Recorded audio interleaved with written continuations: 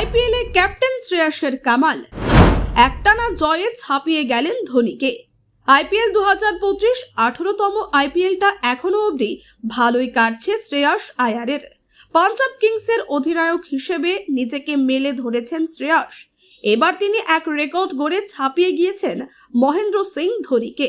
এবারের আইপিএলে পাঞ্জাব কিংসের জার্সিতে দেখা যাচ্ছে শ্রেয়াস আয়ারকে। দলের হয়ে 2 ম্যাচেই অধিনায়কোচিত ইনিংস উপহার দিয়েছেন শ্রেয়াস। পাঞ্জাব কিংস মরশুম শুরু করেছিল গুজরাট টাইটান্সের বিরুদ্ধে জয় দিয়ে। সেই ম্যাচে 97 রানে অপরাজিত ইনিংস খেলেছিলেন শ্রেয়াস। পাঞ্জাব নিজেদের শেষ ম্যাচে ঋষভ পন্তের লখনৌ সুপার জায়ান্টসকে হারিয়েছে। এই ম্যাচে শ্রেয়াস আয়ার করেন 52। এই ম্যাচ জেতার ফলে এক রেকর্ড গড়েছেন অধিনায়ক শ্রেয়াস।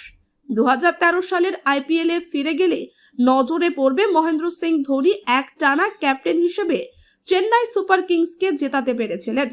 শ্রেয়াস এবারের আইপিএলে পাঞ্জাবের হয়ে 2টি ম্যাচ খেলেছেন, নেতৃত্ব দিয়েছেন। এই দুটিতেই জিতেছে পাঞ্জাব কিংস। আইপিএলে অধিনায়ক হিসেবে শ্রেয়াস একটানা 8টা ম্যাচ জয়ের নজির গড়েছেন। গত আইপিএলে কেকেআর এর ক্যাপ্টেন থাকাকালীন শ্রেয়াস একটানা 6টি ম্যাচ জিতেছিলেন। আইপিএলে একটানা 8টি ম্যাচ জেতার ফলে ধোনিকে ছাপিয়ে যাওয়ার পাশাপাশি সেন ওয়ার্নকে স্পর্শ করেছেন শ্রেয়াস।